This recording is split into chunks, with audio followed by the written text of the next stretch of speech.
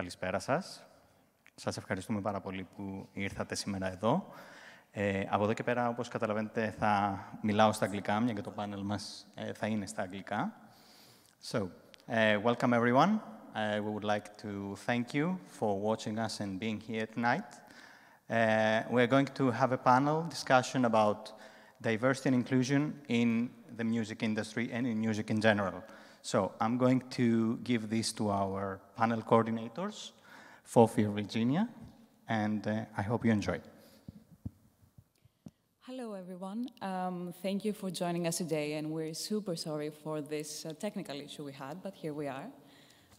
Thank you to Athens Pride for hosting us, and we're super excited to have HE.SHE.THEY here, and Wax Wings and Farah online. My name is Virginia. I am a cultural manager by day and DJ and producer by night, and along with Fώφη over here by my side, we are welcoming you as her project. So we are super honored to have these brilliant minds over here with us. And Fώφη, do you want to say a few words about her and then pass this on to our brilliant speakers? Hello, everybody. Thank you for your patience today. My name is Fώφη Τσεσμελή. I have been working in the music industry and the media for many years in the country. And I have also been a DJ for many years, leading to having experienced and witnessed what inequality means in terms of work in the music industry.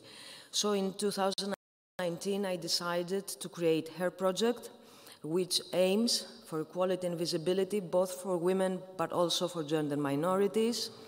The journey has been very interesting up to now. We all know that Greece has more difficulties compared to other countries in Europe, not all of them, of course. And now I have been sharing the journey with Virginia.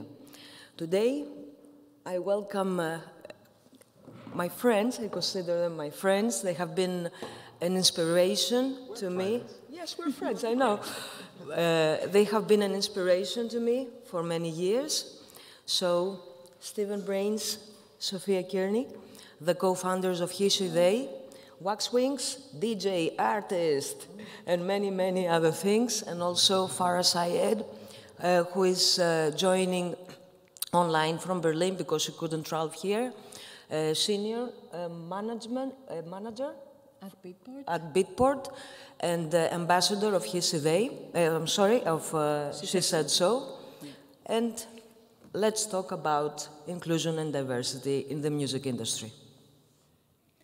So who would like to start with this? It's a huge issue. I mean, we have been talking about equality for such a long time, and I think it's time to talk how we're going to reach equality, and I think diversity and inclusion is one way to do this. Would you like to start by saying some things about you guys and the projects and what you do?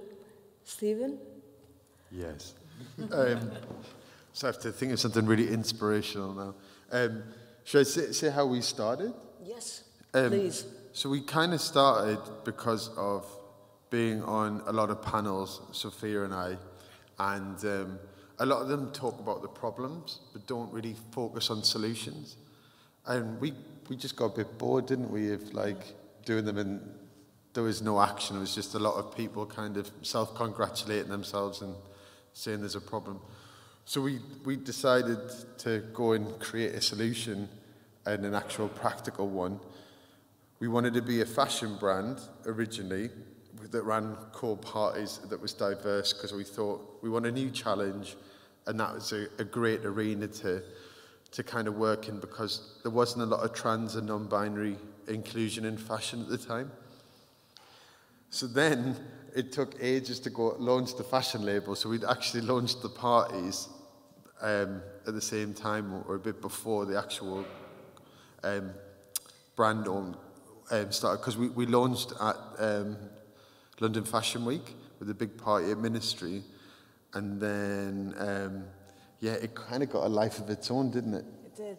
We were in quite a unique position. We've been music managers for nearly a decade now, and we found ourselves in this unique position from having travelled around the world with our artists at clubs and festivals, observing a lot of dance floors with our artists, observing a lot of lineups, that being a real focus of what we were looking at and a big part of our jobs. And as well as all the panels and things like that, we just started to notice there was a real disparity of talent, and that was really reflecting on the dance floor.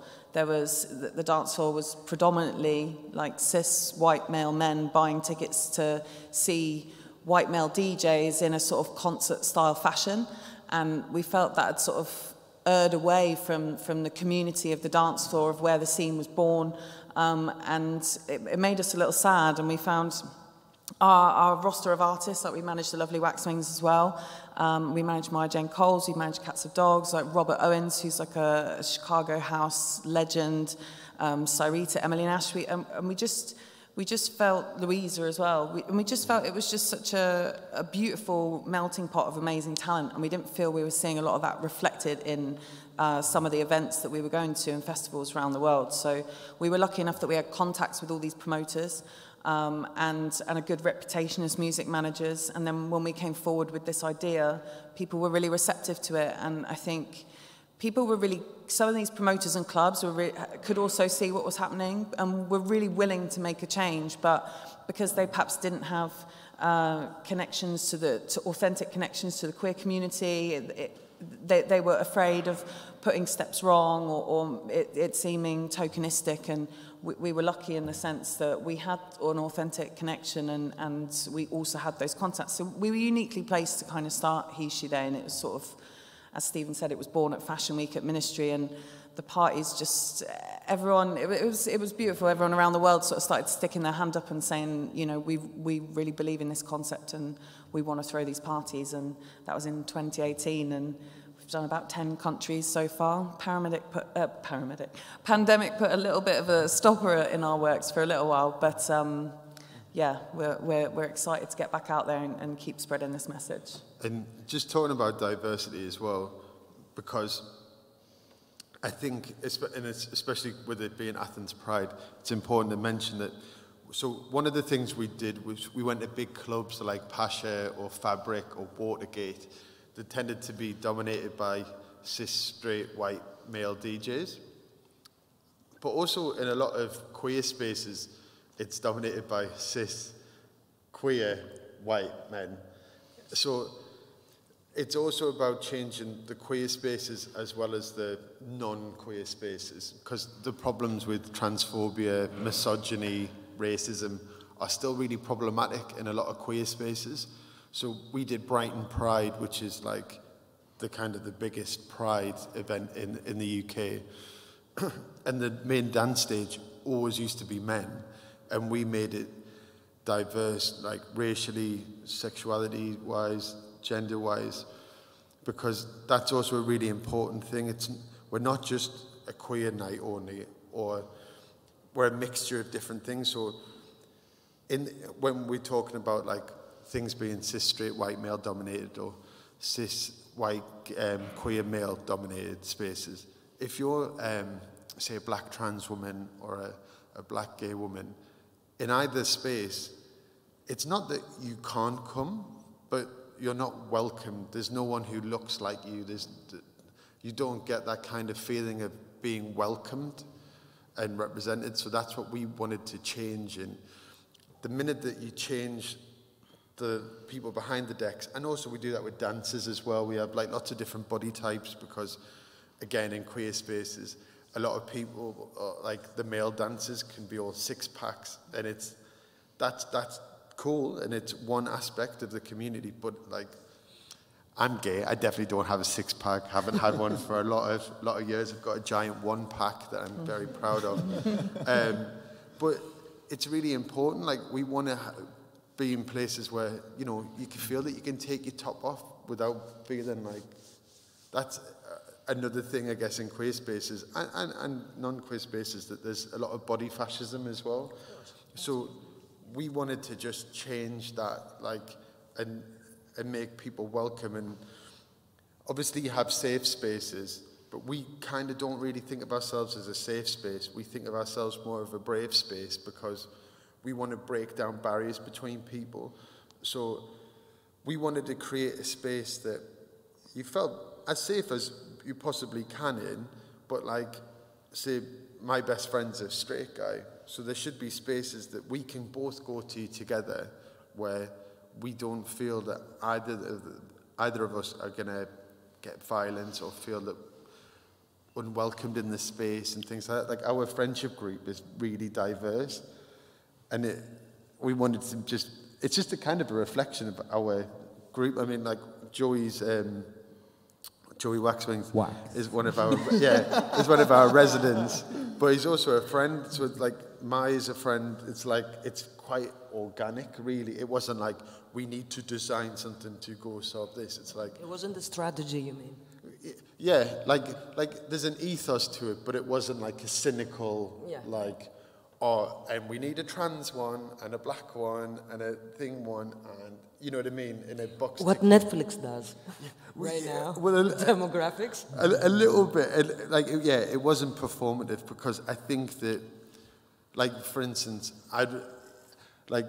if we couldn't get a good trans DJ playing, we wouldn't platform that, because I think it's worse platforming like a trans DJ that wasn't a very good DJ, because then that just means like someone's like, oh, well, they're only there because they're to tick a box or whatever. I think if you platform talent, and there's lots of talent doesn't just lie in like straight white men, then you actually have really good events, and then you get more different people booked. Sorry, Sophia. No, I totally agree. Like, representation and tokenism are very different things. And if we've spent a lot of time kind of researching, and there's always more work to do, there's always more research to be done, but there's such an amazing pool of talent out there from like every single community, that if you, a little bit of time invested in those acts and we've made some amazing friends and been able to platform some amazing people through that, and continue to do so. Wax, what about you? What's your story? What's my story? So I'm a queer, mixed-race northerner, and it's been this way for a long time. I'm a musician, I'm an artist, I'm a DJ, and I am one of their artists, and I've had the pleasure of going on tour with them around to lots of these parties around the world, and just being able to see through this HE.SHE.THEY lens and seeing what it can bring to different countries and different spaces. In particular, the India one that we did was just the most life-changing one for myself.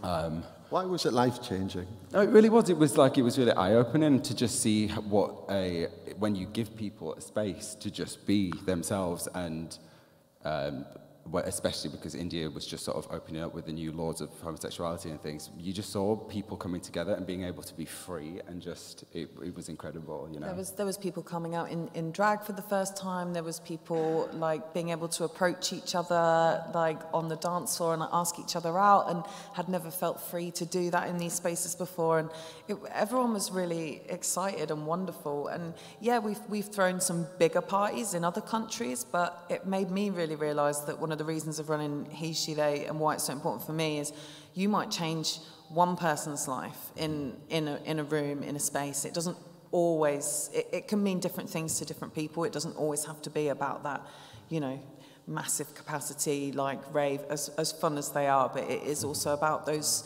smaller events in those places where these people haven't had access to these spaces at all yet. And that was a very special trip for sure. Can we see Farah in Berlin? Can we talk to Farah? Is she listening to us? Hey, Farah. Hey. Where are you? Yes. Hello. There she is. You're frozen. Are you alive, Farah? I'm here, yeah. But you're not moving. We cannot see you moving yet. I mean, I'm moving on my end, but I'm not sure what's going on that end. We got a good shot of you, though. Okay. I'm so sad that I can't be there, but obviously I got a bit sick, not COVID. So I just had to take care of my health, and I am definitely feeling better. But thank you for inviting me, and it's really a shame not to be there, but I'm so thrilled to be part of this panel. I know it's something quite new for Athens, and I mean, this topic, right, is so broad, so important. And for me, it's like my personal journey is I'm of mixed race. You know, I'm Asian and Southeast Asian, and I've grown up, grew up in England, moved to California when I was 16 years old, now living in Berlin, so quite an international life. So diversity has kind of always played a part in my life personally, and I've been in the industry now for 13 years. And when I was in the industry, you know, when I first started in the industry, we didn't have anything like She Said So or Her or any of these kind of organizations. There probably were some, but it's not something that people really talked about. And the reason that I'm so passionate about these topics and the reason why I push it kind of day in, day out, it's not something that's like, you know, a project basis thing for me. It's kind of an everyday thing. It's because I am a woman of color working in this industry. And when I was coming up in the industry, I didn't see any role models really that I could look up to that were diverse, that were women. I didn't really feel that it was tough. You know, it was really, really tough. I didn't see the visibility of the role models that I was looking for. I've been fortunate to always have my mother and my grandmother who are very strong women in my life, but coming up, you know, in the music industry, I didn't see that. There was a lot of white men and they would get a lot of promotions. And so it kind of motivated me to just really power through and to try to, you know, get to the top and continue to find other women as well that also wanted to. That wasn't always easy. And then I would say around the time of Me Too, just before that, I kind of got into, well, actually in about 2012, I kind of got introduced to the She Said So community, and I felt that it was an amazing organization, and there were a lot of like-minded women and diverse communities within that group that were, you know, doing amazing things. And I kind of felt like there was this unity between us, that we wanted to help each other. We wanted to get connected. And that was one part of, that was a really important part of my life, because I feel like it made me feel empowered. And I wanted to start to help the other women in the community. And it's been a really positive force. I mean, that's how I know both of you, you know, so it's great that it's this global network. So I feel like if I had have had that 13 years ago, I'd probably be a CEO now or something way higher up. But I'm just grateful to have that there are organizations like that that have been able to connect diverse communities all over. So for me, that's always been a really great part of my life in the past 5-6 years. And then, you know, I try to, you know, one of the big reasons why I wanted to work at Beatport was because I felt that there was this transition happening, and I could see that there was an opportunity to come in and to use that platform and use that voice to do a lot of good and to raise awareness and to create more opportunities and spaces for diverse audiences. I mean, they have a massive platform that's grown even more. And, you know, we do a lot of great work with HE.SHE.THEY and a lot of other organizations. And this is coming from a very authentic place of people like myself that see the opportunity, that can see that these, you know, artists have not had these opportunities, and we want to be the ones to help give them that platform. So in my Beatport side of the world, you know, I just use my experiences as a woman of color to say, you know, what do I want to see? I've got, you know, tons of friends in the queer community. It's like, what can we do to make them engage? Like what is missing? You know, what can we do to bring visibility to more role models, you know, through editorial, through the store, through streams? You know, we've got the platform, so we've got to kind of, it can't just be, you know, a bunch of white dudes playing, you know, techno over and over again. Maybe that was the case, you know, at some point, but this was like a strategy that started maybe 3-4 years ago. And we were just like, we've got to shift things. We've got to shift things. And it was because there were people like myself saying, I want to see this role model. I want to inspire this person, you know, like we've obviously got a queer community that listens to our music, that, you know, is reading our editorial. They have to be able to relate to the content. So I've just been using my personal experiences, and I think they've done a really good job of hiring diverse talent to the company, which is really great. And I've seen the shift happen in the past 2 years, which has been really, really, really great. Farah, do you think that this is because of an evolution, that the world is changing for the better, or doesn't it seem like a must do for the industry? I'm speaking about the industry sometimes. So what was the first part of your question? I said that, do you think that this is a part of an evolution, that the world is changing towards a better place and acceptance, or is it a part of a must do? Because I get this feeling, especially in Pride Month. I don't know about you guys, if you feel the same. Or do we get highlighted because it's yes. Pride? Well, I think it's all down to authenticity. I mean, there are companies that definitely do just do that 1 month out of the year or 1 week out of the year, right? But for us, I mean, if you're watching what we do every single day when it comes to editorial, I mean, every single day, we have conversations about, we can't highlight this person, we should do this. You know, we have to think about using an artist that's disabled, or we should have more women this month, or whatever. It's an every single day conversation. So personally, I think, I mean, I've seen the evolution happen, and it's because it's been authentic from people inside that want to see the change. I'm not the only woman of color there. So there's other women of color, there's other queer people in the company, you know, there's people that are just really focused on wanting to shift things, and they're, you know, it's coming from an authentic place in our company. I can't obviously speak to other companies, but I do feel like after Me Too and after Black Lives Matter, you know, it's a shame that it had to get to that point for people to have to shift things. But I do see more content on sites like Resident Advisor, Boiler Room. You know, some of these companies have been doing this stuff for like a long time, but I do feel there's more accountability now. And I do think that it's made people think and switch. You know, I can't speak myself as a queer person, but I have a lot of queer friends. I feel like I'm ingrained in the scene. I love the scene. I go to tons of queer parties.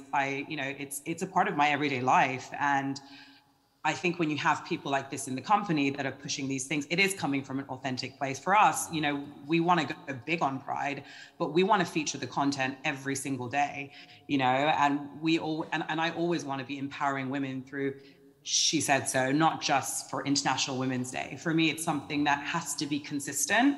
And if it's not consistent, then yeah, it looks a little bit masked, and that's also not cool. And I think like the music community is so inclusive that anyone who is just masking and doing that, I'd be very surprised.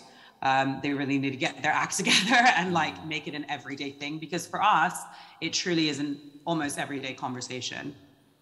Okay. Like, thank you, Farah. We push back on it with brands, because we've turned down a lot of work from them, because it's just like, well, this month, like, it's like, no, man, like, I'm like, it's good to have the visibility. Like, we all, as queers and people of colour, we love being like platformed and we love like being shown. But like, it's great to just say for 1 month a year, like, okay, vibe, we're going to put these people here. But then once that month's over and there's nothing after that, like what you're doing with HE.SHE.THEY is like, okay, we're platforming people, but then we'll get them record releases. And what Beatport does, you've helped me as an artist and you've given me features, and like, that's not been in Pride Month, so you're instilling these things constantly, and yeah. Yeah, I have like respect for brands that like plug us being gay in November. Do you know what I mean? When it's like, yeah, like I like guys all year round.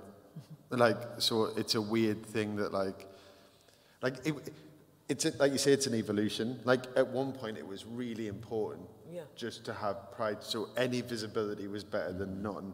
I mean, I grew up in a world where nobody on the radio, no man, even if they were queer, sang, I'm in love with him. Yeah. You never heard that, and same with women about women. So like, you're starting to see that, which is cool. And like, I think the lockdown gave us like a lot of time to think. That's why you got Stop Asian Hate, Black Lives Matter, off the back of Me Too and different things, and people rising up. But one of our things with HE.SHE.THEY as well, we dug our heels in with clubs about it has to be a Friday or a Saturday that we do the event, because a lot of the big clubs are like, well, you can have Sunday. It's like, you're giving a, can I swear a little bit or not? It's like, you're giving a Sunday because you don't make any fucking money on a Sunday. So you're like, you can have the gays in. Nah, man, like, I want your Saturday or I want your Friday. I want a banner night so that like you're showing that like it's important. You're putting us on a level with everybody else. I'm not interested anymore about being like, oh, I'm really glad to be at the table. Like, fuck that. Like you treat us as equals. That's the naming of HE.SHE.THEY is so that men, women, non-binary people all on an equal footing. So it's really important. And the thing is, we don't want special treatment. We just don't want worse treatment. There's a big mindset difference. So yeah, if we feel like the brand is just like doing it for the wrong reasons, then we've like turned down stuff. Or if they're just like, just not nice people, but they're just trying to give you money, it's like, no. So yeah. I have to give a massive props to Sophia and Stephen. They've taught myself and my colleagues and just a lot of people I know in the industry a lot about diversity, and we've had many conversations about a multitude of things, and just really a hats off to them. They were really one of the first communities or have built a community that became global, that people really respect. And I just wanted to give that shout out because I've learned a lot from them, and I mean, a lot of we can be annoying as well to work with. Because I'm just like, no. Well, we just, it's just that you have to have these important conversations. It's important for companies and just individuals to have certain conversations, and they're never afraid to have those conversations. They're very bold and direct, and I appreciate that because you have to. I mean, we're friends, of course, first and foremost, and you have to be able to have those conversations. And they've done a really, really great job navigating this industry and making a huge name for themselves. And, hats off to them. It's not an easy industry to work in, as we all know, but to like be true to yourself, do what you believe in, create an amazing brand that globally people know about.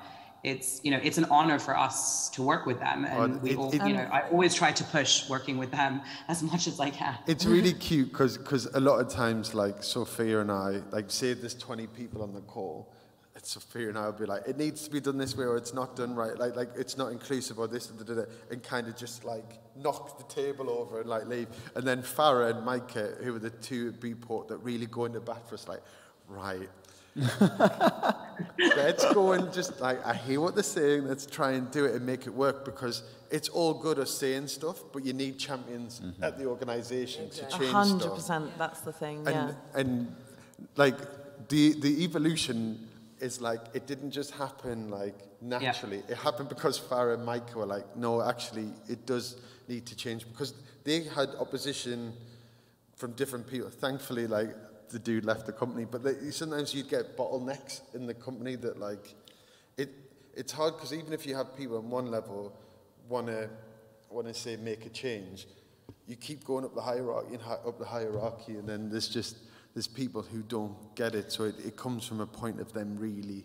That evolution is going to change, as Farah said, though, with so many of these organisations. And as much as we should all look at diversity and inclusion across our music events and lineups, we also should look inside all of our own organisations and like what Beatport have done there. And when you're hiring someone, make sure that as you're building your team out and growing your team, that there is a wide variety of backgrounds and opinions around the table, so that you'll make informed decisions, because there'll always be something that someone's gone through, and you can like hash it out. And then as those people get more experienced and like rise up through the ranks, we can sort of slowly start to eliminate the problems eventually, hopefully, or work towards that at least. Absolutely. You have to have diversity from the top down. It has to be on every single level. It's really key. It's really important. I think a lot of companies are still working on this. I mean, I'm really happy that we have a diversity committee, that we really talk about these things all the time.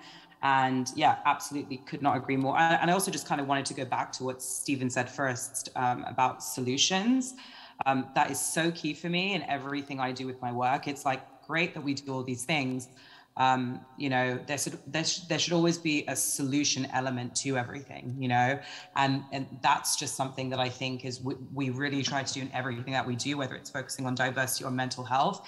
It's like we're putting all this stuff out there, and I hope it provides a solution for someone that's maybe trying to come out, or for someone that wants to learn more about diversity. Hopefully we're giving them some of the resources and the relationships and the, you know, artists and the exposure to kind of be able to get something out of it as well. So that was just a really great point that I wanted to bring up from him.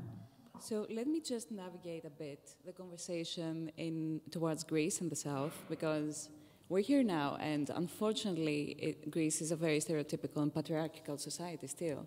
And in terms of diversity and inclusion, we have 2 initiatives, and one is HE.SHE and shesaid.so, which we both run. So we have a lot of work to do. And we've discussed this like a couple of times, but obviously just discussing and having visibility is not enough. And there are so many artists out there that are hesitant to come out and express themselves. So how important is coming out, and how can you deal with your artistry and your queerness? So, Wax, do you want to give us some insight? You're a queer artist, Julie. Are you queer? I don't, personally, I don't, it never really came from like, oh, I'm like doing this thing, it's contrived, I'm like, I don't think about it too much. I just live and breathe who I am. And I hope that it can be I can be a role model to people, that it's just as easy as that. Just be yourself and know your community well, know your circles, and look how you can position each other and prop each other up and make everyone rise, because that will ultimately, like here, this is what we're doing. We're taking all of the pieces of the community and we're all actually globally becoming platformed. Yeah. Amen. Amen. I see Cyrita in the chat, who I also love and discovered from. Oh, hey, Sophia. Hi. One of the things as well, because bringing it to Greece, like with electronic stuff, you're a bit luckier as an artist, because I guess if you're a pop singer and you're singing in Greek, it's harder because your audience is limited to Greece, in the way that if you're from England, because everybody has English radio, you can be queer and you can have 5,000 fans here, 10,000 fans in this country, and you add it all up and you have a big global fan base.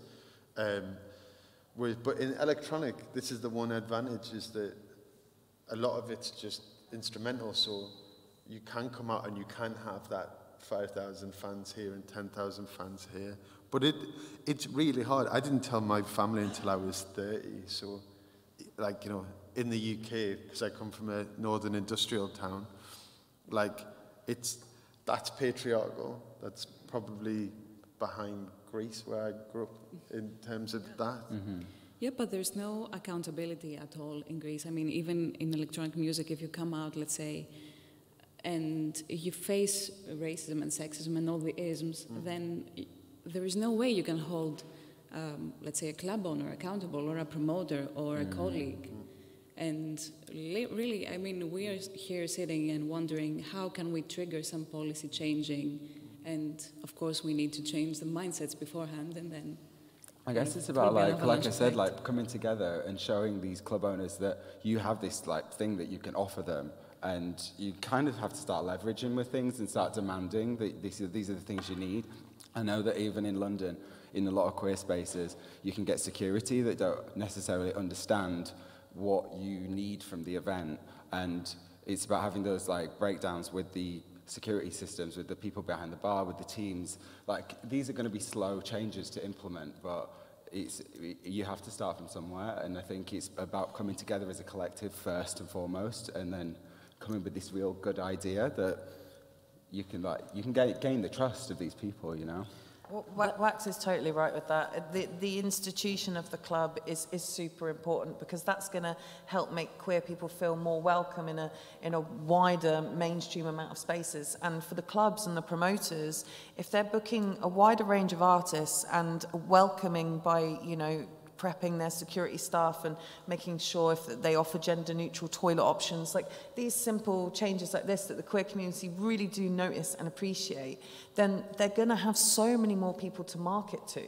Like you're not just going to have this one audience, and it actually means that the parties are then for everyone, and there's so many. You're going to have a more full club if you've got more people to market to, and like we've really seen that happen at HE.SHE.THEY, and it's been the parties can just be like a glorious melting pot of everybody coming together, and yeah, it's really special. So hopefully they can realise that. But still, things here are a bit, you know, we see them now being convinced because some ladies, some women DJs have become very popular. Yeah. So it's been like 3 years that they're booking a bit more women.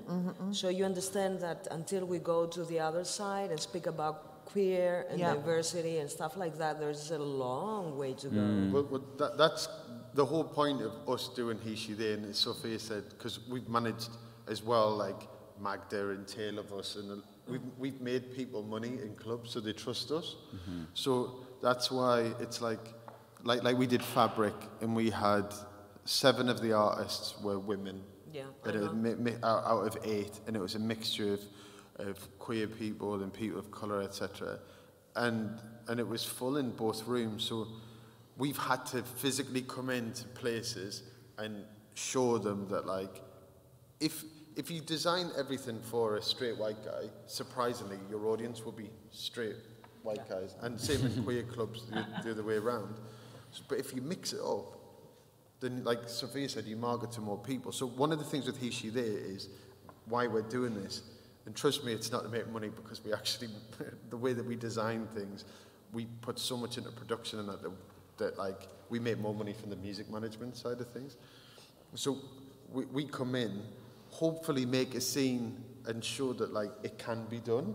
And then we go, okay, it's up to everybody else in that city to take over and build the thing. So we work a lot with, like, local talent, like with local dancers, and have local support acts and stuff. So hopefully that they've been empowered and they've now got that connection to go and, like, build something. There's that weird old saying that if you give a person a fish, that they feed themselves for a day, and if you give them a net, then they can feed their family forever. So we try to give them a net. Yeah. So what do we say? I just want to. Sorry. No, it's totally fine. I just wanted to quickly add something. I think that you're going to help me with that, because we have discussed this privately as well. What do we say to a kid? Everything we say is perfect, okay? I love it. It's great. It's so empowering. It's fantastic. But what do we say to a kid in rural Greece who is watching us right now and who has a talent in music and who is queer? He's not living, or she or it is not living in Athens or Thessaloniki. He lives in a remote village. What do we say to this person? Get out. Escape. Where are you living? Run! Get out of your rock. This is what you did. It's what I did. I'm not from London. I'm from, like, the north, as Stephen is, and you kind of just, you have to make a way to just, like, get out of there and get around like-minded people that, like, speak your language, and then you find your tribe, you find your community. And, like, I know what you were saying about, like, Greece is behind, but it will take coming together as really grassroots community and really, like, not fighting and not trying to outdo each other, really bringing each other up and, like, making that solid platform so that you can get the next step on the ladder, you know? But yeah. Farah? From your experience? Can you hear me? Sorry. Yes. Okay, something happened with my computer.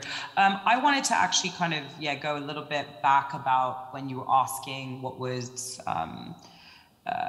when you were talking about Greece specifically. Of course, the power of collectives is always important, because people take note, companies take notice of collectives. When back in the pandemic, I brought the idea of kind of coming, giving exposure to collectives. It didn't matter what following they had, if they had 2,000, 1,000, 10,000. We wanted to just bring light to diverse communities, whether they're living in China, London, Greece. And so I do really feel like the power of finding your tribe is so important, because you will find like-minded people. But then also there's really great European-based organizations like Key Change that are incredible, and I can give you all this information afterwards. And they put accountability on festival partners and companies to make diverse lineups by a certain period of time. And you can you can definitely get connected with these organizations that are working with the European government to make effective change. So there's a lot of resources out there that will help put Greece more on the map and to help build more diversity with your festivals, with your clubs. So I'm happy to share this information with you, but I kind of just wanted to go back because, Key Change, what they do is incredible. And, they put a lot of accountability on festivals to create the diversity. And then I think Wax is probably better suited to answer that question that he just did, but I would say, for me personally, I'm not an artist. I work with a lot of artists and I have managed a ton of artists and come from the agency world. I couldn't agree more. You have to go where you feel comfortable, where you're kind of appreciated, where you can thrive. I personally made a move from LA to Berlin because I wanted to become more creatively inspired. I wanted a challenge, I wanted change. And I wanted to be around like-minded people that were going to be open-minded because I felt like that lacked in LA, or it had changed. So I shifted my life and created a new challenge. And obviously, it made me a lot happier. I always think it's good to reach out to people and just connect. I think ever since I've been 18, 19 years old, I've always tried to find people that I want to aspire to be like, or that I find something interesting about them. And I reach out and I'm quite proactive about that, but it's how I've built my Rolodex, it's how I've built my contact, my network base, which I really pride myself on. I nurture my relationships, so I check in with people constantly, and I think it's good to just be a little bit ballsy. If there's someone that you admire, or whether it's a manager, an artist, a publicist, an organization, a collective, just reach out, and the worst thing they're going to say is, no, we can't help you, we don't know, but you'll be surprised. There's a lot of people behind the scenes like Sophia, Brains, and myself that are willing to give you a bit of advice, are willing to help you out. That's kind of where I got to where I was at, was just by putting myself out there. Don't be afraid. Some people are scary, not everyone, but most of all, just try to find your tribe and try to see where you feel like you would fit in, or the direction that you want to go in, and just be proactive. Just reach out. Yeah, this is great advice, because you actually need a lot of introspection to decide where you want to go and approach people. Asking questions I ask questions every single day of my life still. I'm going to for the rest of my life. We're always going to ask questions. We're never going to know all the answers. I'm constantly going to keep asking Brains and Sophia about things, because that's how we learn, that's how we evolve, and that's okay. And if someone is 15 years old or 10 years old and is going to ask me a question, or anyone else in the industry, we want to know who these young people are. I want to hear from people more. So I'm going to check my Instagram tomorrow. I'm just kidding.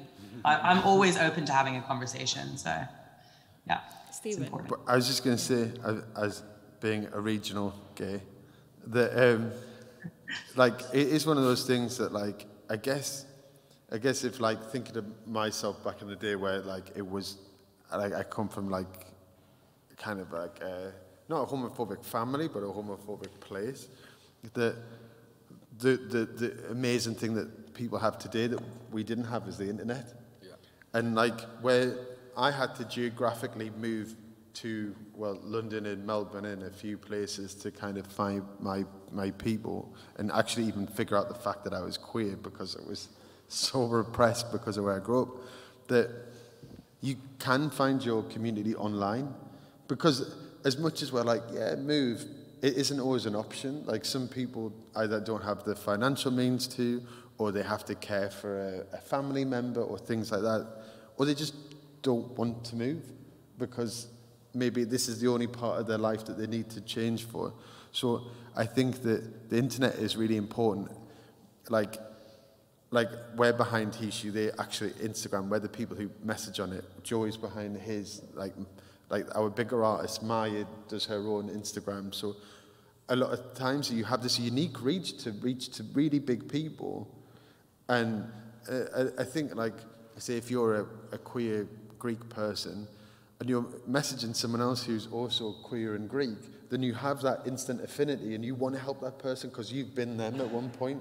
Or if you've been a bit like you're a female CEO and one of the very few ones, especially, I can't think of another woman that runs an international club night who isn't a DJ and it's their night. So, like, you know, you can go and reach out to those people. And also, like, we're talking about Netflix being performative. But, like, do you know what? Even, I guess at 15, I wouldn't even clocked that it was performative. I'd have just been really fucking happy that, like, two guys were kissing and... You still are, come on. I am. There's part of me that's just like, this is great because it normalizes it. Yes. If people see stuff enough times, that's something that happens. And that newer generation, I feel, accepts it way more. What I kind of like is that storylines and things were maybe less about them being gay, more just like, oh, I happen to be gay, but I'm also a doctor or I'm a whatever. And it's not just always misery. Like, oh my God, I've got to come out. I was so scared of coming out because I thought, like, from watching films, that all my friends were going to leave, all my family was going to get rejected. All documentaries were really miserable. Actually, nobody cared. In the nicest possible way, they were like, great. We kind of knew. And I was like, how on earth could you have known? And I'm like voguing and doing shit. But like, yeah, it wasn't a big leap. But I think if I'd seen other media examples, that it wasn't that scary. Because it is way scarier for you than it is for most people. Not in all cases, but like, that's what I guess I'd say to that Greek person in a rural village is just like, it's maybe not ideal, but there are loads of people that you can like link out to, and just having that connection in some part of your life is really important. You've got LinkedIn, Facebook, Instagram, like all the things, so it's really important. Just going back to that key change, that amazing key change point that Farah made before, like, I mean, and perhaps her project and Athens Pride maybe do something similar, but if there was, you know, a short list that you felt happy to curate of like artists who were willing to submit, you know, a couple of demos for labels and an hour-long festival mix, and you took, you know, I mean, you're both great DJs yourselves, you could be like, okay, this is the short list of people who right now we think we could really put, if you take something tangible to Key Change and tangible to the festivals and go, this is the women and queer people who are smashing it right now, like in our country, like they deserve some slots, then perhaps Key Change with that information can help you try and get some legs up at some festivals or opening for bigger international artists that are coming in. Like if the promoters know that an international artist is going to sell out a club on their own, there is no excuse and no reason why they shouldn't platform a local artist to open for that DJ. Like, that is how they're going to gain fans. That is how the local scene is going to grow. Like, maybe that could be a thing. I think it's really good. Yeah, that's great. Because Nick Delancey, she went and made kind of this thing that was called Black Bandcamp. It was called Black Bandcamp, yeah. And Nick Delancey, she's an amazing person, amazing DJ. She's now changed the name of it to the Black Artist Database. And I believe there is also one in existence for non-binary creatives and artists.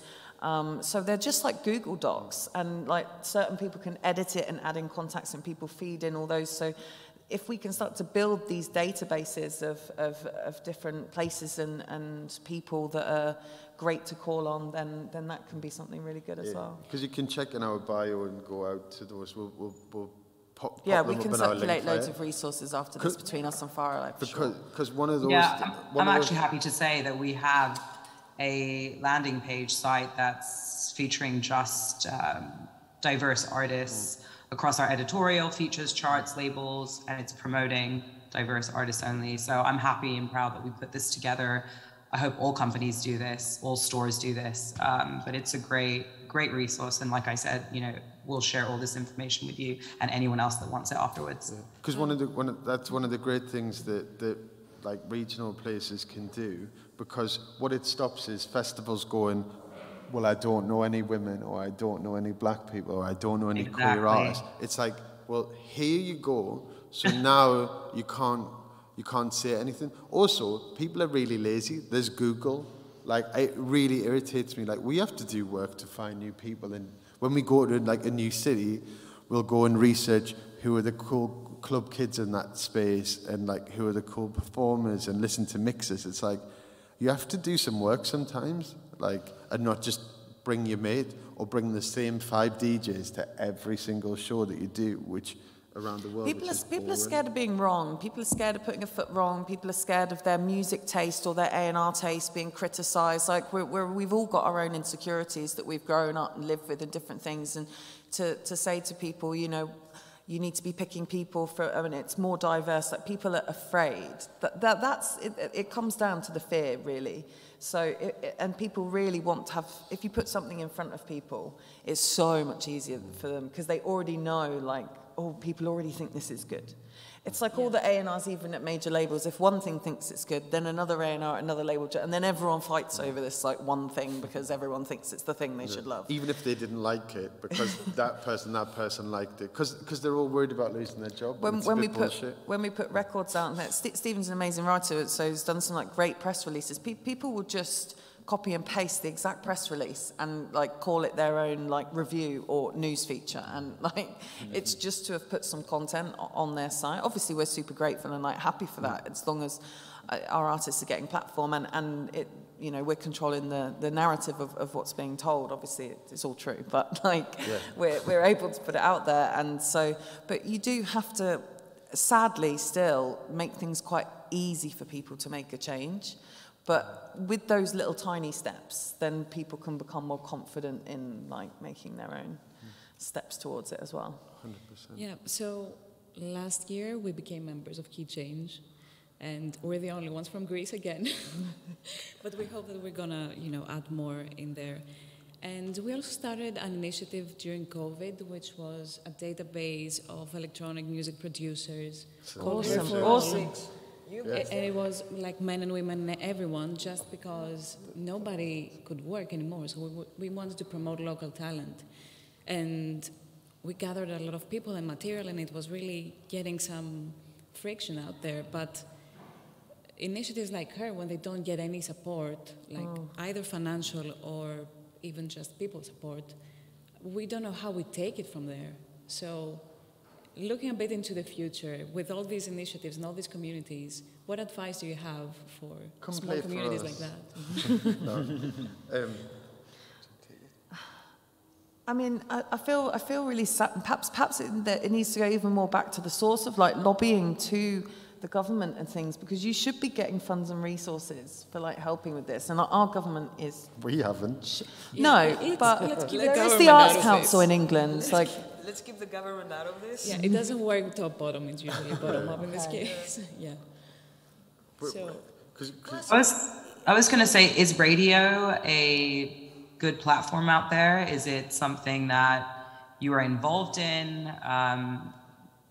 That's always a great way to kind of bring community together. I mean, it is very sad to hear that you're not getting support. I feel like in Germany, the arts and cultures are important. Radio communities are funded.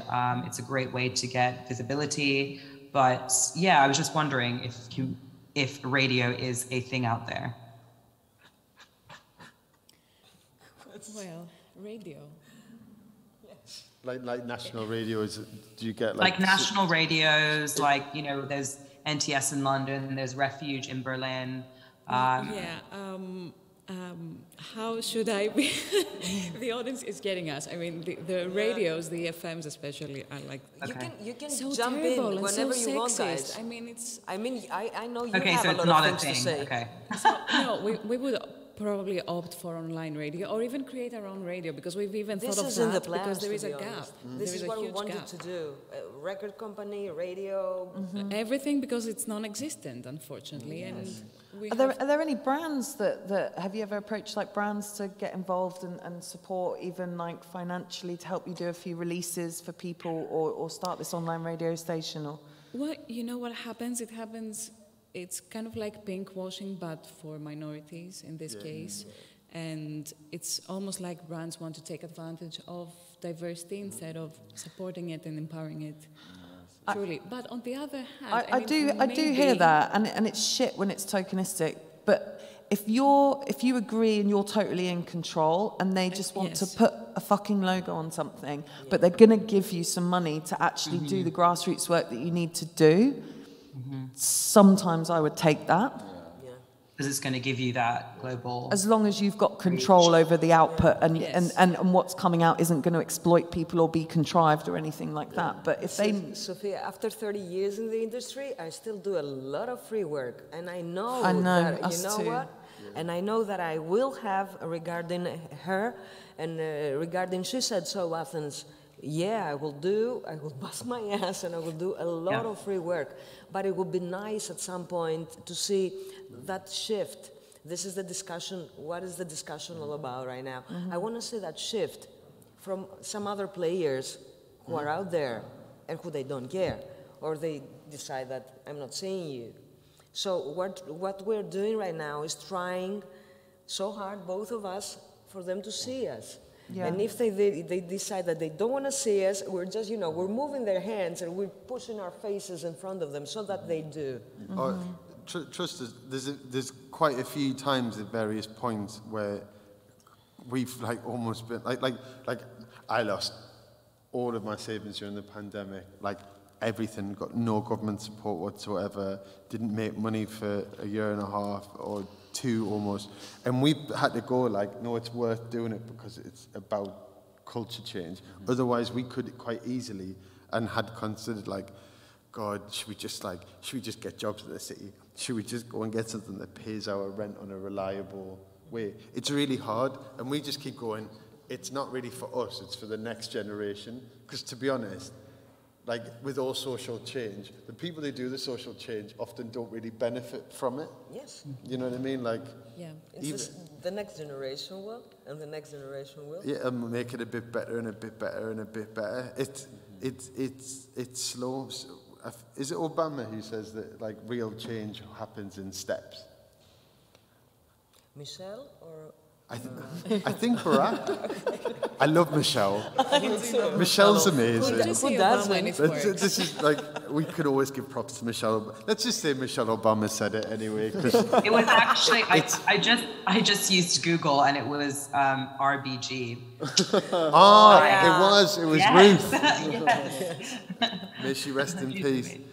But maybe Barack co-opted it in something. But but it's true. It's it's annoying and it's frustrating. But also how society got to where it is happened over hundreds of years. So we probably can't undo it in 2 or 3. Mm-hmm. And it's annoying, and I wouldn't definitely not I'd love to be Ruth Bader Ginsburg or in the same sense as I don't think I'm quite that, but all we can do is change our little bit, and it's just if you change your bit and they change their bit and that person does, and if everybody did their little bit, ultimate socialism, the whole thing would move. But sometimes people think that they're powerless because but I could only change it this much. But if everybody actually changed it this much, then it would change it that much. So we all just need to do whatever we can to move it forward. Any questions from the people? We have some amazing artists in the audience today. Do you guys feel like you would not us, we're friends, but you would like to ask either Farah or the guys something?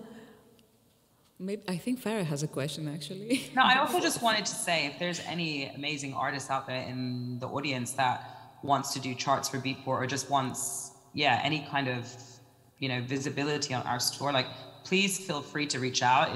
It's important that we also know and are in touch and understand.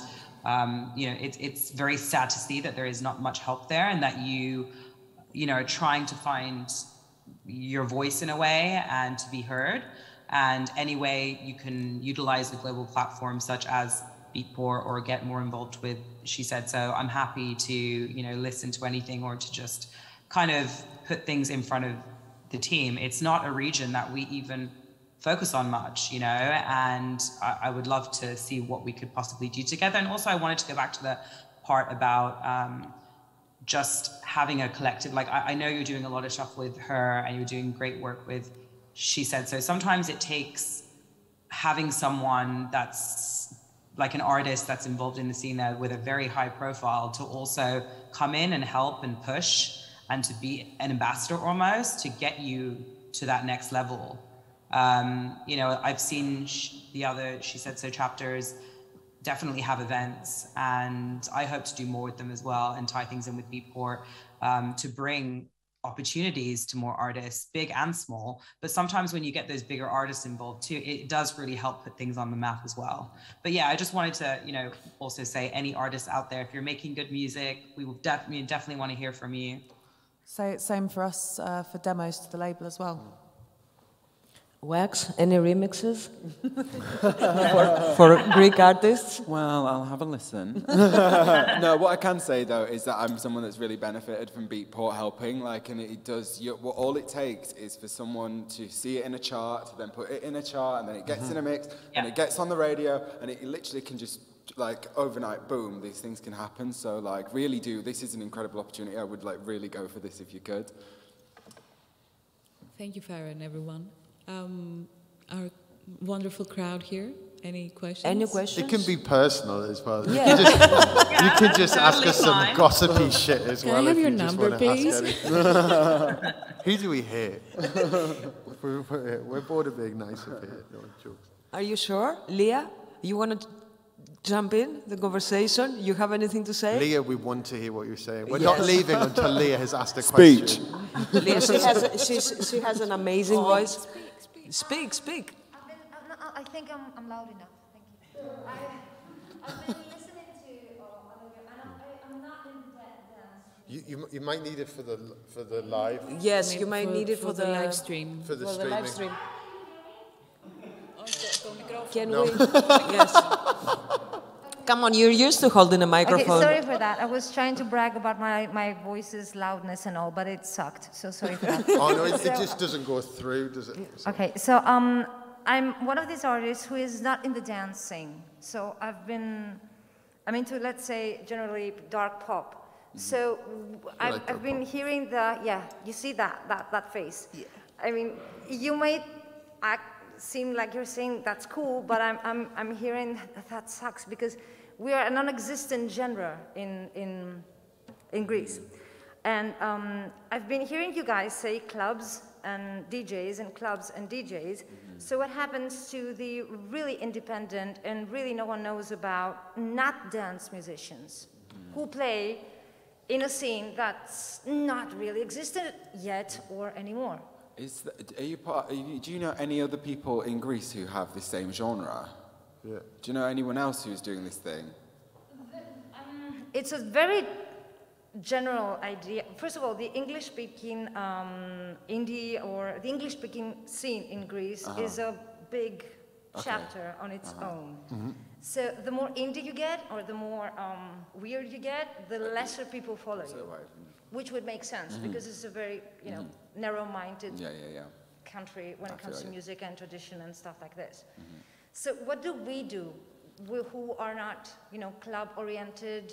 But he's asking a leading question. So like, do you sing in Greek or English? English. Okay, so dark pop is like, it's not just Greece. So like, you can link up with, like for instance, you go on Instagram and you find in Berlin someone who does dark pop, and then you go, do you know what, I'll support you in Berlin, and you come to Greece and support me. Oh yes, that was very, very nice before COVID. Like I would tour, I've done a 10-country touring, was away for 40 days, 28 dates. It was, great. Should you do that? Sorry, but now all that is gone. So we're back to zero. So how do we restart? Well, it's temporarily gone. What we've learned, I think, post-pandemic is that everything pretty much went back to how it was quite quickly. Yeah. Like maybe some of Greece has its specific rules, but Australia just opened up the border. Like different things are starting to open and move, but it's the same principles and the same mindset work. And going into as Joey probably was going to say, it's like, if there's 3, 4 or 5 of you, go create a label because that's what, I used to manage Tricky, right? So Tricky got put in with Massive Attack and Portishead, and they kind of formed trip hop. even though Tricky hated being called a trip-hop artist, what it did was it went and created a scene, and then people can get behind a scene. So you had that with like hyperpop at the moment, like with like Shy Girl and people like that. Like they're all doing their own thing, but media likes to be able to create something around something. Like, you know, we have it in loads of dance genres, like deep house or this, which, to be honest, normally you're like, well, that could be about 8 different genres of the same song. It's just people like to create something. So if you and 5 other people gather together and say, like, call it something. Maybe you've got a friend, or like each person's got a friend who also would love to direct music videos, and you can just shoot. I mean, you can shoot things even on phones. A little bit of content, all of you can share it. And like, there's still some online bits and pieces that can be done. And I know it must be so hard when things haven't opened up here yet for Greece. But like, we have seen in the UK the last 3 months, the other side of the pandemic. You're very active in the UK, I know. A tiny, it's a bit detail. Were you here when Tricky played in Athens, like a couple of years back? Who played? When Tricky performed in Athens a couple of... No, I was his second longest serving manager out of 17. Or I think it's 19 managers now. Wow. But, I was it for about 3.5 years. But he's played quite a few times. Because I was his supporting act. That's, I mean, we would have met. Oh, yeah. Oh, but then I didn't used to tour manage him. I just used to remotely sort out like things that he did from afar, bless him. But I mean, he's an incredible artist who's a brilliant example of you can just go and do your own thing. And then, because he's someone who has 5,000 fans here, 20,000 fans here, 30,000 fans. Because, like, every time he used to get signed to a record label, they'd be like, we want you to try and make an album like this. And my job, because when I took over him, he was in a bit of a lull in his career. And not just to say, but I got him his highest chart position for 15 years in like about 10 countries. But my thing was just make a Tricky record. Nobody cares about, everybody else makes their own records. It's what we say to artists all the time. Just like, be like a horse with blinkers on. Yeah. Just make your record, because otherwise you catch yourself in knots. But just like, do you. And talent eventually rises. It takes ages. But also, and I think this is really important, and it can be frustrating as well, that like, you know, working and wanting to be an artist full time and not always being able to financially manage it, is that success, I think, for a lot of artists is, and they think that it's going to be like when they get the big house or this, or artists. Like we managed my flatmate to #1 on his first record, and he beat One Direction to the top of the charts, mad. And then when he was #1, it was our first #1 record together, and we were like, nothing's changed. It sounds mad, but literally nothing changed. I don't know how long you've been doing this for, but I've been doing music for 15 years now, and I'm having the same problem of like success, and the goal always keeps moving. Whenever you hit an accolade, there's going to be the next one that you want, and the next one, and the next one. So it's about becoming comfortable in that space and just making amazing work and not getting disheartened by that. I would also say try different avenues as well. Like, I know it sounds bold and ambitious. Sorry, I just want to finish off this point, just because otherwise it just looks like I was boasting about having a #1 record, which was not the boast. The point was, he then went on to make a few records that the label wanted him to make that he didn't want to make, and they were successful-ish. But then his actual real joy wasn't the thing that got him #1. It was when he put out records that he really liked, even if they didn't have the sales or the money from the other things. The real joy is putting out music that you like in a kind of undiluted way. Because the minute that you start doing the music business, because ultimately it's a business, so you have to kind of conform a little bit. But like, there is something to be said of getting real satisfaction about putting records that you're really pleased at. Like Maya does that, who we manage. Like, she could be a massive artist if she went in, like, had loads of the different featured artists that she wants. No. But she could like literally be like, because we know she turned down producing 6 Lady Gaga tracks because she didn't want to. She just didn't feel that. Maya? Yeah. She just produced Sting because she liked the Sting track. But she doesn't hate Lady Gaga. She just didn't like the tracks. And like, you know, us as managers, we could have been like, oh my God, that's a mortgage, you know, like we haven't earned for it loads of money. But we supported her because that wasn't what she wanted to do.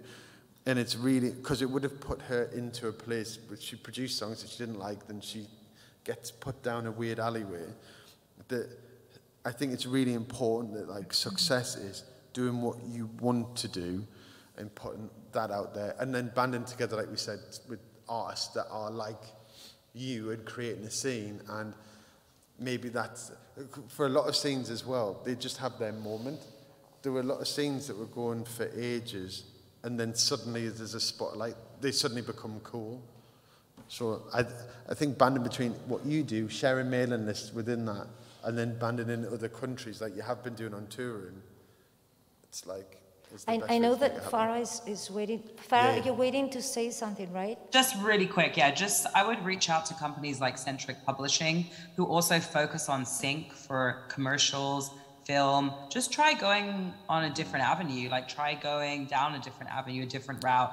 And that's a very lucrative side of the business as well, is, you know, it might seem bold and far-fetched and ambitious, but someone might hear a, you know, dark pop track and be like, this could really suit this car commercial, this fashion commercial, this, you know, film score. I mean, you just never know. So I would just say also try different avenues. And Centric Publishing is amazing. And they've got a whole sync team, and they work with artists on all different levels, whether you're huge or small. As long as you're producing music, they're happy to have a conversation with you.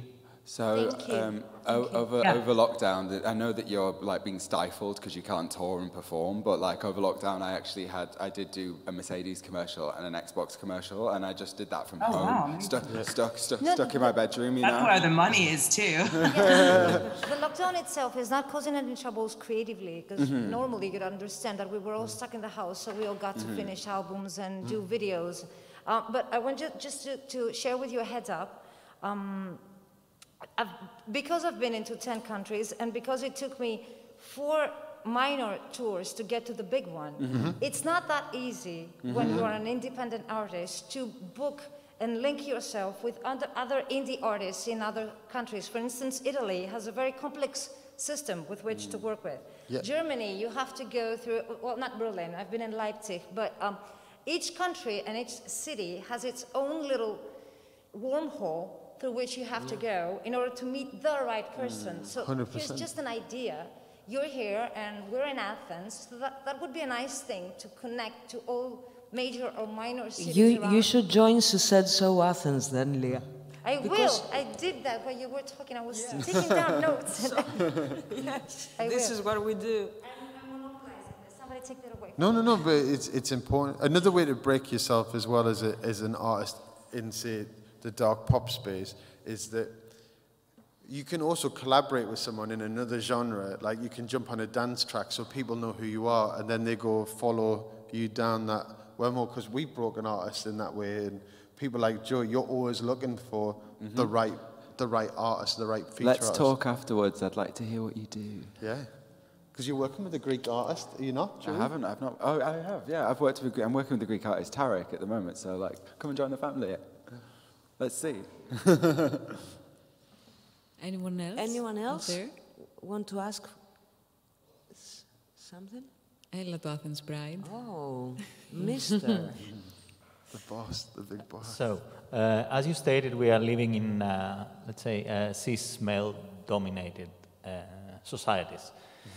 So it's a two-part question. The first is, how do LGBTQI+ people claim space artistically within these societies, one, and the second is, what would you suggest to institutions, including Athens Pride, or as well as big as the Athens Epidavros Festival or many other art institutions that are in Greece, towards, let's say, reaching a bit more inclusivity and diversity from the point of view of the artists that they have?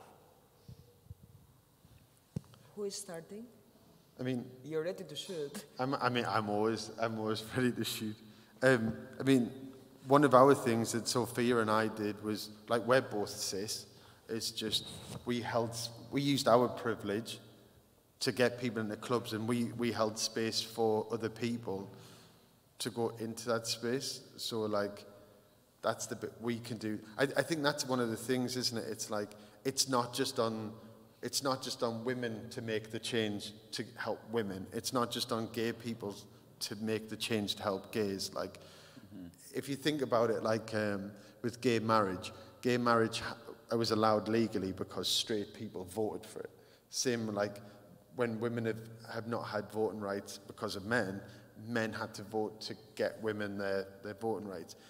So I think it's not just to the trans people to kind of step forward. It's about for us to go and change what we do to allow trans people. And like, you know, like us, we had to find trans DJs and like just research and go, oh, that person's amazing, that person's good. Not really into them, don't like their music, like da-da-da-da. And just found loads of different people, and we platformed the best ones. And like, yeah, that's my part of it. Yeah, no, I totally agree with that. That is kind of, it is about just doing research and changing what you can, looking at what is specifically within each person's power, each organisation's power. Okay, what event am I doing next? How can I get a different variety of people involved? Like, do we need music for an Athens Pride after movie? What music am I going to use? I'm going to consciously make sure I'm choosing this, and like, what brands am I going to work with? Oh, well, I might work with these brands, and I'm going to make sure I'm pitching them things. You know, it's just it's whatever's within everyone's personal power.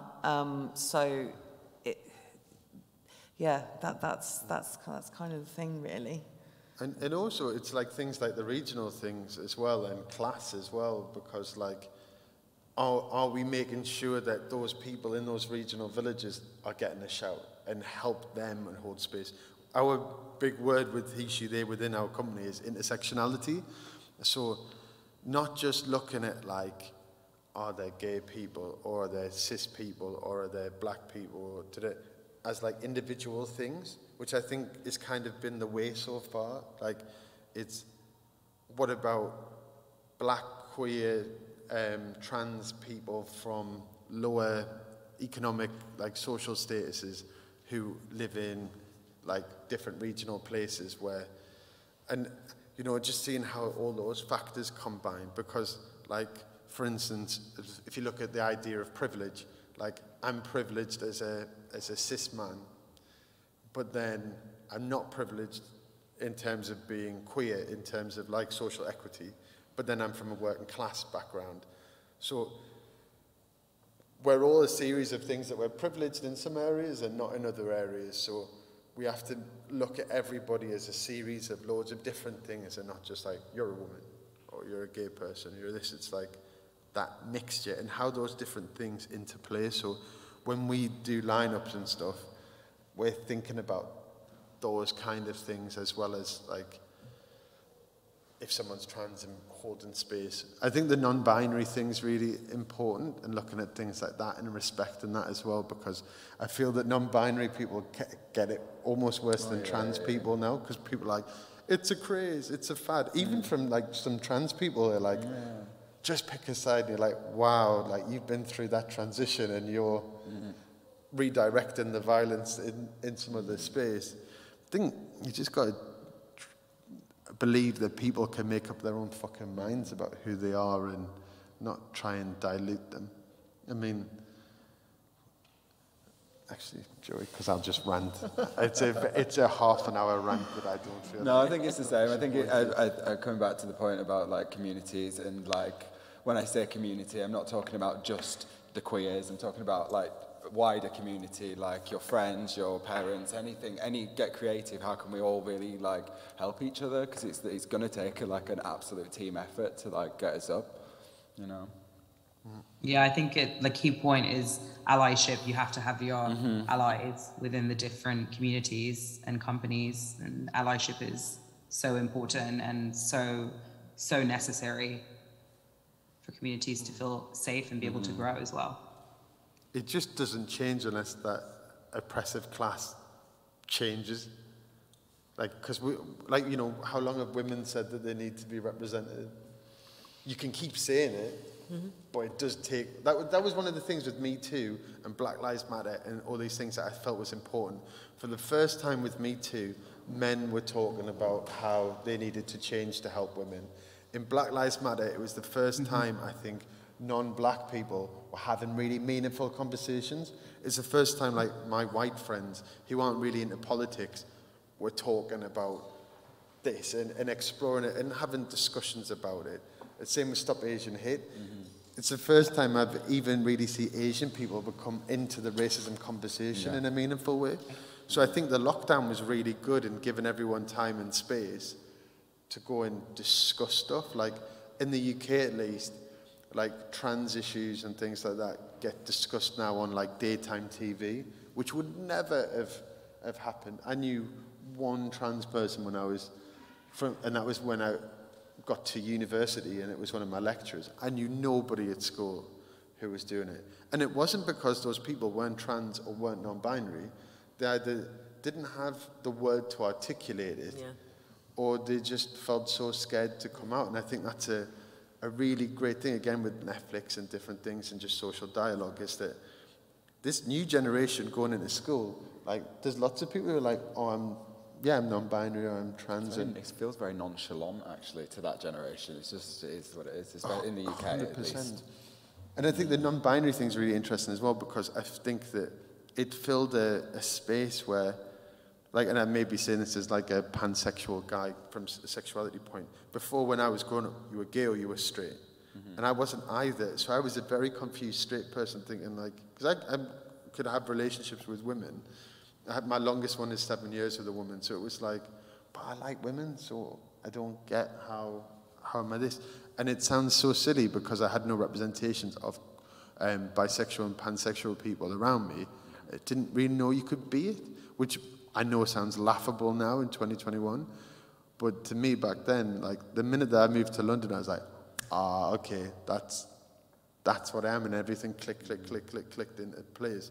But the non-binary thing as well, I think it used to either be cis male or female, or you'd have to transition to one or the other. Whereas that non-binary thing is like, it's the most punk. It's the most punk thing ever. It's non-binary to not acknowledge either and just accept that all of it is just grey area. You know. And I can see that over time becoming like the norm. Because ultimately individuality celebrated, and that's it. Yeah, it's decolonization. It's removal of, like, the kind of Abrahamic faith's idea that we're all, there was Adam and there was Eve, because you had, like, in the indigenous Americans, you had, was it Two Spirit, sorry. And then in Indian cultures, you had multiple genders. In Polynesian cultures, you had multiple genders. So they're not actually new ideas. We're just unlearning the things that we got enforced upon us. So I think that society's changed. And again, this is why I stopped myself going on a half-an-hour rant, because I will just so sorry, stop me. Turn off my mic. You made a pass for the a perfect pass. Yes. So, yes, unfortunately, we need to wrap this up. So I have a question for all of you, and let's start with Farah, who is further away in Berlin. And it's a quite romantic question. So what do you envision for the future? This is a good question. Not personally, Farah. Sorry? Not personally. Why not? I was like, well, he should be and must like. I mean, I really feel as though the past 2-3 years have been inspiring. I think that I want to just see continued efforts by companies and organizations authentically, and I envision that this scene, I mean, personally with the work that I see from what we do in other companies, you know, I love to see so many collectives and diverse artists get exposure week after week. And I love to see that younger people are inspired by this. And it's just not the norm anymore to see someone so I don't want to say the wrong thing, but to just be so simple. You know, people have different layers to them. There's different dimensions. There's different, you know, everyone is very unique in their journey. And I like that I'm seeing a lot more unique journeys, and I'm hoping that this stays and it becomes consistent and that it's the norm, and that we continue to see organizations empower women and diverse communities, so that She Said So in these chapters, I envision them expanding beyond 18 chapters, which is even incredible that they have 18 chapters. They're only about 6 years old. So I want to see these companies double and triple, you know, and then I just really want to see brands become more authentic in how they approach these types of artists and initiatives. And I want to see, you know, I mean, I truly feel as though companies are going to start to want to understand these more authentically, because I feel like I am seeing it happen, but it takes time. You know, you need to educate some of these CMOs and CEOs. I envision a lot more diversity in leadership. I think I see it happening. I see it happening in our company. I do see it happening in other companies. I see companies hiring diversity directors. I've personally got a friend in the industry who's working with different companies, and she is focusing on making them a lot more diverse from the inside out, from the top to the bottom. So I envision seeing a lot of these companies that lead our industry and, you know, the entertainment world authentically trying to become a lot more diverse. I say this because I see it happening, right? So I hope that it continues. Maybe I'm being very optimistic, but the fact that it's even happening is better than it was 5 years ago and 13 years ago when I began. So, you know, I think those are some, you know, key parts. And I also just feel as though I envision a lot more amazing talent coming through the doors, and a lot of diverse talent.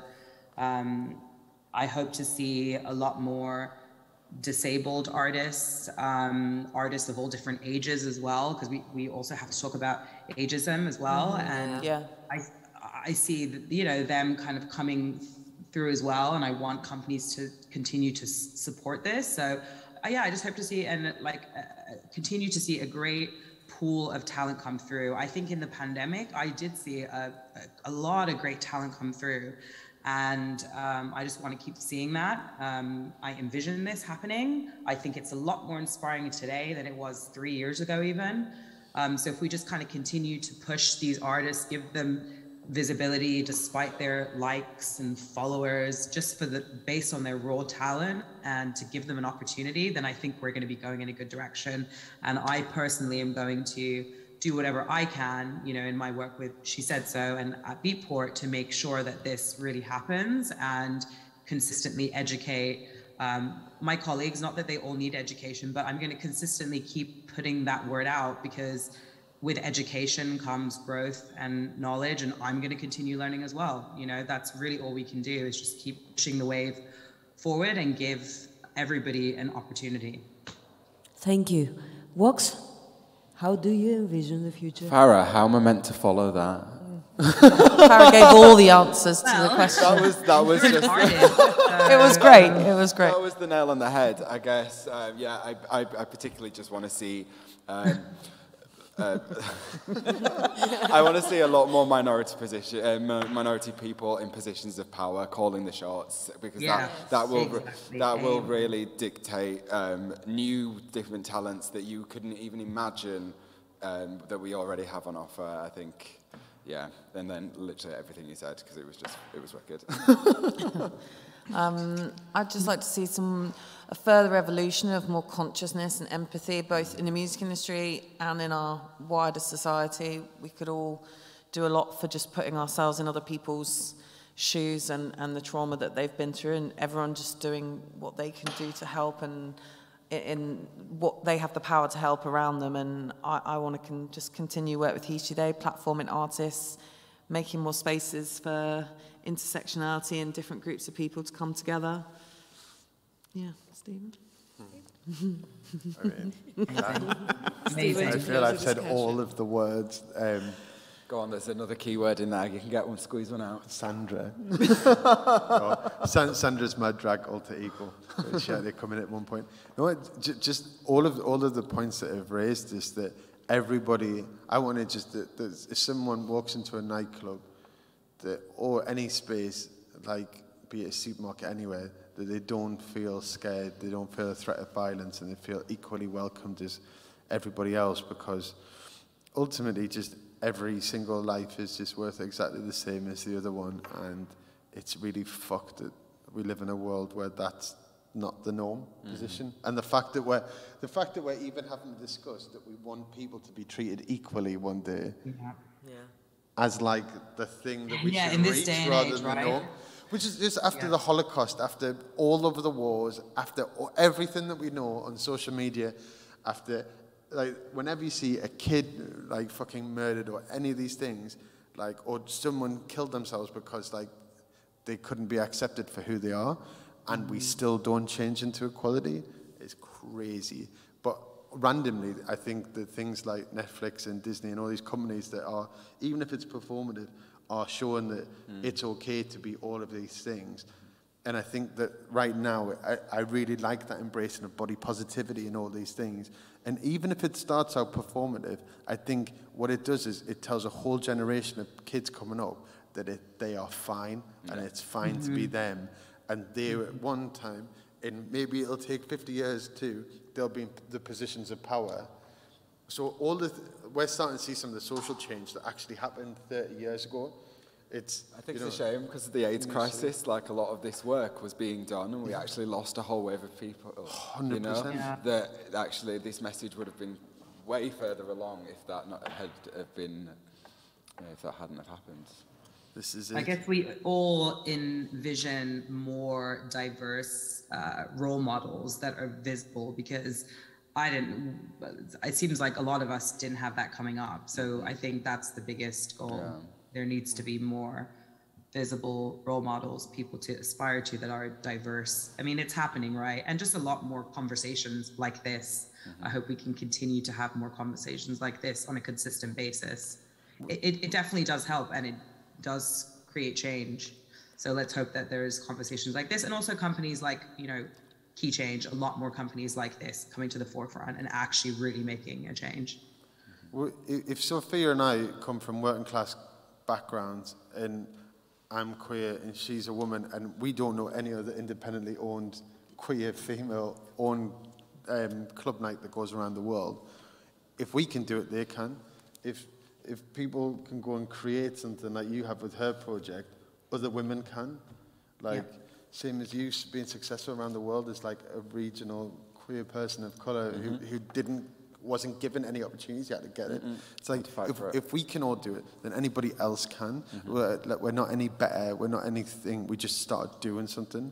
So if people just like, if take away from this, that they can do it too, because like, we're not trust fund kids up here. No.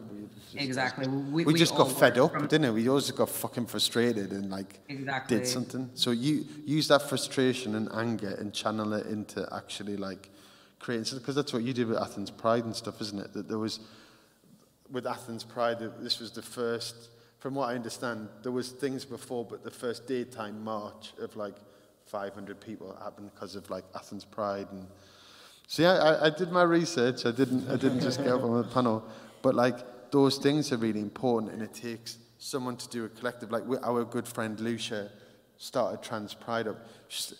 Was she 21, 22? Super young. 21, yeah. Just a northern trans woman who's just from Liverpool. From Liverpool, all places in the UK, and just thought, fuck it, I'll just start this thing. It doesn't need to be perfect. I just want to start the thing. And as it goes, every iteration gets more and more. I think it was 7,000 people marching for Trans Pride last year. And it was way better than like our normal Pride. It felt a lot more real, and it felt political and about like the original reason that we're doing it. And we're not just marching for people in London, we're marching for all the people who can't march because they're not able to. For the regional people that like are sitting at home just going, oh, it is fine. There is a way out of this. We can be visible. I think that's really important, because sometimes one of the problems that I feel with like some of the English queer community. It's like, well, why do we need to fight for like, saying we've got our rights? Or like, this started being like, not helping trans people. Because, well, we can get married as cis people, whatever. Well, it was the trans people who started it, actually. So remember that. I'm into that. Yes, I'm into that. Is it possible for us to ask you the question as well? Yeah. Is that okay? Well, that was what I was going to do, but you asked them for it. You mean the two of us or the audience as well? Both of you, yeah. What do you both envision? If we have time and if we're allowed to ask you that as well. I mean, we can close, I guess, with these two replies. Yes. Are you going first? Okay. Well, I do envision a lot of motivation because it feels like we have been so exhausted with everything from our society, from COVID, from, I don't know. And I'm young, so it's crazy that youth is still so, it feels exhausting. And it shouldn't be. You work too much. And at least my work is creative, so it keeps me, up at night. But, society is just, it's kind of like a fabric. Everything is intertwined, and one thing affects the other, and we still haven't realized that. So it feels so exhausting to keep fighting for something that, and it takes so long to see the change. So I just want to see a lot of people being motivated about what they want, and just what you said, that go and do you, and this is all that matters. And now you have to speak now. I envision a future that no one has to go what I went through as a minority to get where I am today. And I'm willing to work on that till I drop. This is how I envision my future.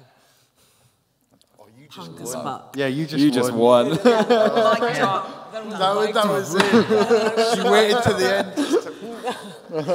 Thank you so much. Thank you, Farah. Thank you. Thank you so much. Thank you, Wax. Thank you, Sophia. Thank you, Steven. Thank you, all of you. Σας ευχαριστούμε πάρα πολύ για την υπομονή που ήρθατε εδώ και ελπίζουμε να είναι η αρχή μιας μεγάλης συζήτησης. Αυτό που κάναμε σήμερα. Ευχαριστούμε πάρα πολύ. Ευχαριστώ. Καλή νύχτα. Ευχαριστούμε. I like that. My best Greek. Yeah? My best Greek.